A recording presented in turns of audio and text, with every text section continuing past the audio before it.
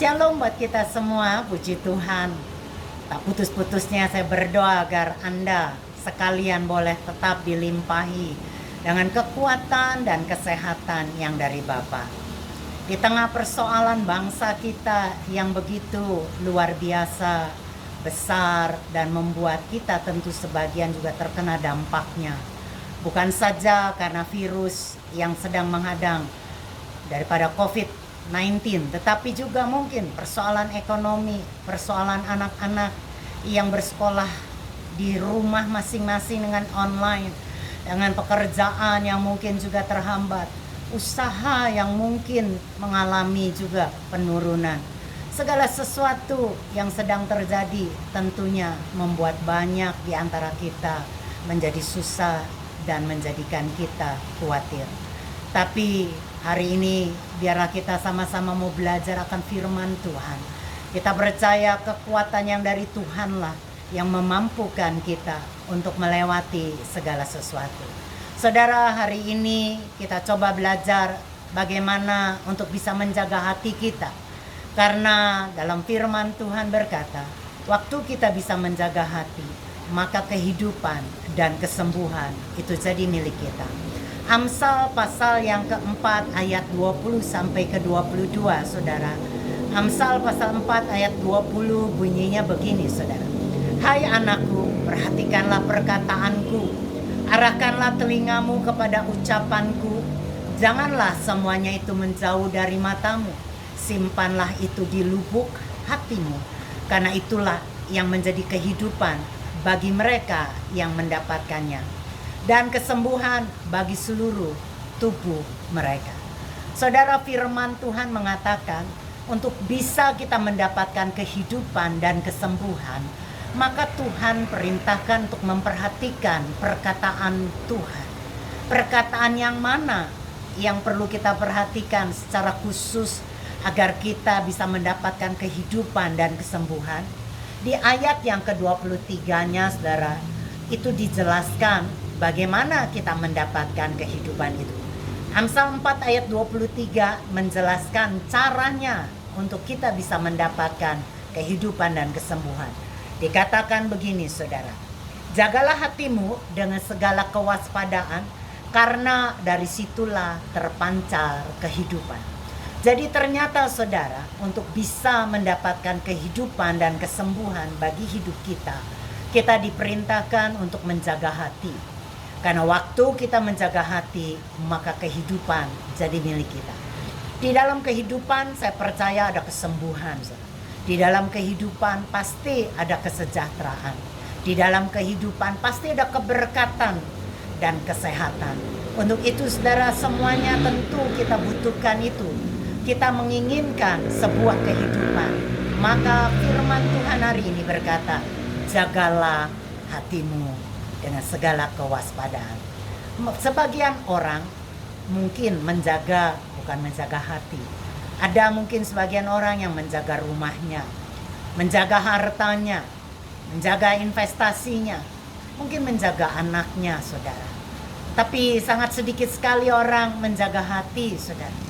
Padahal Tuhan memerintahkan kita tidak menjaga segala sesuatu. Cuma satu saja yang perlu Anda dan saya jaga, yaitu jaga hati kita. Saudara, ini kelihatannya mudah tetapi sulit. Apalagi kalau kita dihadang dengan persoalan yang begitu banyak. Persoalan keluarga yang perlu dipecahkan, yang sampai hari ini mungkin berselisih paham, berselisih pendapat dengan pasangan, belum ada solusinya sampai hari ini. Saudara, yang kadang-kala membuat kita menjadi pening dan pusing.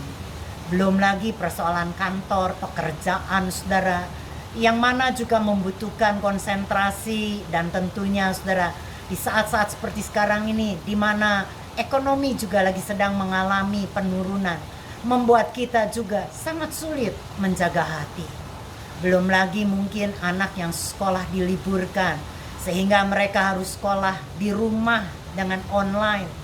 Yang saya dapati begitu banyak mami-mami menjadi stres dan tertekan.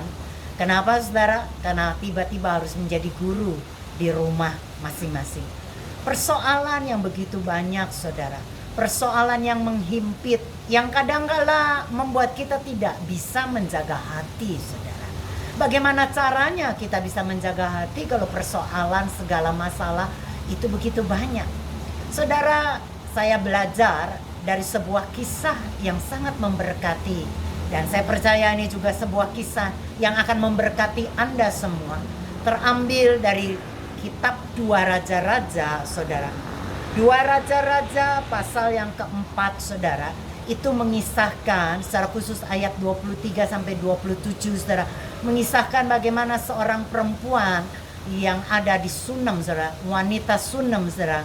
Yang sering kali dikunjungi, kota itu dikunjungi oleh Nabi Elisa. Perempuan ini berinisiatif untuk membuatkan sebuah kamar bagi Nabi Elisa di atas loteng, saudara. Maka saudara dibuatkan kamar supaya waktu Nabi Elisa berkunjung ke kotanya, Nabi Elisa bisa menginap di rumahnya di atas loteng di mana ada kamar yang disiapkan. Dan saudara, Nabi Elisa mengatakan suatu janji yang luar biasa yang dirindukan oleh wanita ini, yaitu dia berkata, kamu akan mendapatkan seorang anak. Mengapa, saudara? Karena memang wanita ini belum dianugerahi seorang anak. Tentunya, saudara, menjadi sebuah janji yang luar biasa yang membuat dia, saudara, begitu menantikan, bahagia sekali kalau tiba-tiba dia dapati janji itu menjadi sebuah kenyataan. Pada satu ketika benar-benar dia mendapatkan seorang anak. Tapi apa yang terjadi, saudara?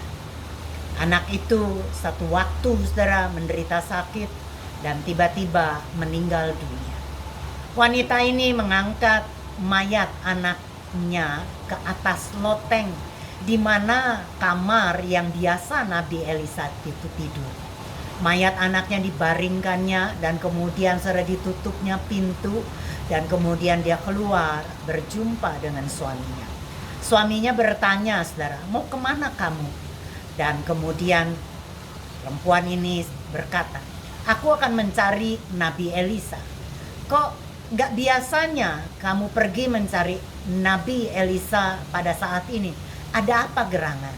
Saudara, wanita ini tidak menceritakan kejadian yang sesungguhnya kepada suaminya. Saudara, tetapi dia berkata sebuah perkataan yang luar biasa. Dia berkata, jangan khawatir. Dan kemudian saudara, dia pergi mencari Nabi Elisa di Gunung Karmel. Di Gunung Karmel dia berjumpa dengan bujang daripada Nabi Elisa yang bernama Gehazi. Saudara, Nabi Elisa mempunyai bujang yang bernama Gehazi. Dan kemudian Gehazi berjumpa dengan wanita ini, bertanya dengan sebuah pertanyaan yang juga menurut saya, saudara, dijawab oleh wanita ini luar biasa. Gehazi bertanya, selamatkah kamu? Selamatkah keluargamu? Wanita ini menjawab, selamat, atau dalam bahasa aslinya, saudara, memakai kata shalom. Saudara, bagaimana mungkin dia masih bisa mengatakan selamat? Padahal anaknya sedang terbaring, meninggal, ditinggalkan di atas kamar rumahnya. Saudara, perasaannya pasti saya tahu sekali pedih luar biasa.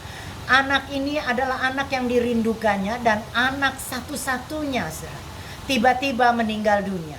Di ayat yang ke-27 juga dikatakan betapa pedih hatinya luar biasa. Saudara, tetapi saudara, dia tidak mengatakan, dia tidak bercerita sesuatu apapun, saudara, dengan mulutnya, tetapi dikeluarkan sebuah perkataan yang luar biasa, yaitu selamat atau shalom, saudara. Nah, saudara, ya seringkali betapa sulit kita waktu menghadapi kenyataan, mulut kita seringkali, saudara, ingin bercerita dan berkeluh kesah. Mungkin kita juga, saudara, ingin sekali ngomel dan sebagainya. Tapi belajar dari wanita ini, walaupun hatinya sangat pedih luar biasa, dia bisa menjaga mulutnya. Apa hubungannya mulut dengan hati? Firman Tuhan katakan ada banyak hubungannya. Salah satunya saudara dikatakan Lukas pasal 6 ayat yang ke-45, yang diucapkan mulut meluap dari hati. Saudara, bila hati kita tentunya penuh dengan kegundahan, penuh dengan kemarahan, penuh dengan kepahitan, maka yang keluar adalah omelan, cacian, saudara, mungkin saudara keluh kesah dan sebagainya. Tapi apabila hati kita penuh dengan firman, hati kita penuh dengan damai dan shalom, maka pasti yang keluar adalah shalom dan damai. Saudara, jadi saudara menjaga hati, salah satu caranya adalah jaga mulut kita. Apapun situasi yang sedang kita hadapi, apapun masalah yang sedang menghadang kita, lepaskan kuasa Tuhan lewat mulutmu. Berkatakan shalom. Kalau engkau mungkin tidak lagi bisa bercerita, engkau tidak lagi bisa mengeluarkan banyak kata-kata karena kepedihan di hatimu begitu rupa. Mungkin cara yang mudah, engkau tidak perlu banyak mengeluarkan kata-kata. Cukup satu kata saja, shalom, damai, sejahtera. Maka saya percaya saudara, kuasa Tuhan lewat mulut kita itu akan mengerjakan mujizat yang luar biasa.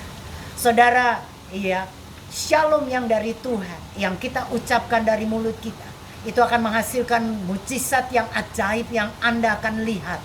Saudara, mimpi-mimpi yang telah lama terkubur, mati, itu akan bangkit kembali. Saudara, pada waktu kita ucapkan sesuatu, saudara, walaupun mungkin tubuh kita lagi sedang lemah, tubuh kita lagi menderita sakit, kita mau perkatakan firman Tuhan. Karena saudara, firman Tuhan tidak pernah berdusta. Firman Tuhan adalah kekal, ya dan amin. Keadaan akan bisa berubah, perasaan akan ganti saudara, gonta-ganti. Tetapi firman Tuhan, iya dan amin. Saudara, jadinya saudara, apabila kita menjaga hati dengan menjaga mulut kita, berkatakan perkataan janji-janji Tuhan lewat mulut kita, simpan janji Tuhan dalam hati kita, kemudian naikkan permohonan kita di dalam roh kepada Tuhan, maka saya percaya firman-Nya berkata mujizat akan terjadi. Saudara, hubungan yang mungkin sudah putus, saudara akan kembali bersemi. Saudara, mungkin sel-sel yang mati akan dihidupkan kembali. Saudara, tahukah saudara, Yohanes pasal 4, maksud saya Yohanes pasal 20 ayat 19 sampai ke 20 adalah sebuah kejadian yang perlu juga kita simak, saudara. Waktu itu Yesus, guru mereka, sudah meninggal, mati tersalib dan dikuburkan. Saudara, murid-murid sangat berduka sekali, dan murid-murid tentunya selain sedih, tentunya juga diliputi dengan ketakutan, saudara. Maka kemudian mereka berkumpul di sebuah kamar yang tertutup atau sebuah kamar yang dikunci. Mengapa mereka bersembunyi di sebuah kamar yang tertutup dan terkunci? Jawabannya mudah sekali, karena mereka sedang ketakutan. Tetapi saudara, Tuhan kita adalah Tuhan yang ajaib. Tuhan kita bukanlah Tuhan yang mati. Kuburan tidak pernah bisa saudara membuat Tuhan kita itu diam. Kuburan dikalahkannya, maut saudara sudah dikalahkannya. Saudara, Tuhan kita bangkit pada hari yang ketiga. Dan pada waktu Tuhan Yesus bangkit, dia pergi mengunjungi murid-muridnya yang saat itu kita baca tadi sedang ada dalam ketakutan, terkunci, tertutup di sebuah kamar. Tahukah Anda kata-kata apa yang Tuhan keluarkan? Tuhan tidak memarahi murid-muridnya. Tuhan tidak, saudara, menghina, berkata betapa pengecutnya kalian. Tidak, saudara. Tetapi sebuah kata yang membuat kita akan merasakan tenang dan damai. Karena dia berkata, shalom bagi kalian semua. Dia pernah berjanji, damai sejahteraku ku berikan kepadamu. Damai sejahteraku ku tinggalkan bagimu. Dan apa yang ku berikan, damai sejahtera yang ku berikan tidak sama seperti yang dunia berikan. Untuk itu janganlah takut dan janganlah gelisah hati. Saudara, dia tunjukkan kepada murid-muridnya tangannya yang berlubang paku. Sebagai bukti kalau dia sudah membayar lunas agar Anda dan saya boleh memperoleh shalom atau damai sejahtera. Sebuah bukti yang nyata, saudara. Sehingga kita boleh mendapatkan damai sejahtera yang Tuhan sudah tinggalkan bagi Anda dan bagi saya. Dan saudara, waktu kita kembali ke kisah wanita Sunem yang kehilangan anaknya yang meninggal, saya katakan pasti hatinya sedih. Pikirannya mungkin kacau, saudara. Ketakutan, gundah gulana, gelisah, kepedihan yang begitu rupa menghimpit wanita Sunem ini. Tetapi saudara, dia tidak bisa dibungkam mulutnya. Hatinya, perasaannya, pikirannya mungkin kacau dan pedih. Tetapi saudara, mulutnya tidak bisa dibungkam oleh lawan musuh kita, yaitu si iblis. Dia, saudara, mengucapkan bukan apa yang dilihat, tetapi dia percayakan janji Tuhan. Saudara, mungkin hari ini perasaan kita, pikiran kita menjadi begitu rupa kacau dan dihimpit dengan 1001 macam persoalan. Apapun masalahmu, apapun problem, persoalan yang mungkin tidak kunjung selesai, masalah yang datang bertubi-tubi menumpuk, saudara, yang membuat kita kadangkala begitu takut dan gelisah. Tetapi hari ini kita coba belajar, jaga mulut kita. Kita tidak harus memperkatakan apa yang kita lihat dengan mata, karena kita punya Tuhan yang berjanji di atas ya dan amin. Untuk itu saudara, untuk bisa menjaga hati kita, caranya jaga mulut kita. Maka waktu kita bisa menjaga mulut kita, berarti kita bisa menjaga hati. Dan Tuhan katakan waktu kita bisa menjaga hati, maka terjadi kehidupan dan kesembuhan bagi tubuh kita. Saudara, biarpun mungkin saat ini Anda tubuhnya lagi dalam keadaan meriang, demam, mungkin juga disertai dengan batuk, dan Anda mungkin dihimpit dengan ketakutan, karena mungkin Anda berpikir Anda terjangkit dengan virus corona COVID-19 yang ciri-cirinya meriang, batuk-batuk dan sebagainya. Saudara, begitu resah dan takut. Tapi mari ingatkan janji Tuhan. Yesaya pasal yang ke-53, saudara. Yesaya 53 ayat 5 bunyinya begini, saudara. Tetapi dia tertikam oleh karena pemberontakan kita, diremukan oleh karena kejahatan kita. Ganjaran yang mendatangkan keselamatan bagi kita ditimpakan kepadanya, dan oleh bilur-bilurnya kita menjadi sembuh. Tidak peduli prediksi dokter apapun, saudara, mungkin keadaan saudara, kenyataannya Anda lagi mungkin meriang dan sakit, tubuh Anda lemah. Tidak peduli. Kenapa saudara saya katakan? Karena firman Tuhan bagi saya lebih berkuasa. Lebih berkuasa. Maka waktu kita mengeluarkan firman Tuhan, oleh bilur-bilurnya kita disembuhkan. Terimalah kesembuhan yang dari Tuhan. Saudara, perkatakan terus janji Tuhan. Saya berdoa Anda mendapatkan kehidupan dan kesembuhan. Kalau saat ini mungkin kita juga didera dengan ketakutan karena ekonomi kita yang mungkin lagi sedang, saudara, menurun dan porak-poranda. Saudara, perintahkan berkat-berkat Tuhan ke dalam lumbung-lumbung kita. Karena saudara, Ulangan pasal 28 ayat 8 juga berkata begitu. Perintahkan berkat masuk ke dalam lumbung kita. Berkat ke dalam setiap usaha kita. Karena Tuhanlah yang memberkati Anda dan saya. Saudara, lawan kita iblis akan coba begitu rupa untuk membungkam mulut kita. Karena mulut kita adalah pintu yang pertama yang iblis ingin tutup. Tetapi saudara, jangan pernah kita mau dikalahkan oleh musuh kita. Jangan pernah mau mulut kita dibungkam oleh kuasa si setan itu. Berkatakan janji Tuhan, firman Tuhan, maka saya percaya sekali lagi kita akan lihat mujizat terjadi atas hidup kita. Kehidupan, kesembuhan jadi milik kita. Doa saya hari ini, setelah kita mendengar firman ini, biarlah kiranya damai sejahtera yang Tuhan sudah tinggalkan dan Tuhan sudah berikan bagi Anda dan saya menjadi sebuah warisan yang luar biasa. Boleh kita nikmati, saudara. Damai sejahtera yang jauh melampaui segala akal akan terus memimpin langkah hidup kita. Dan kita mau berdoa, biarlah kiranya kalau saat-saat ini bangsa kita, bahkan di seluruh dunia, lagi sedang berduka. Begitu banyak mungkin orang lagi sedang kehilangan kekasih mereka, orang tua mereka, istri, suami, anak, sahabat, kerabat.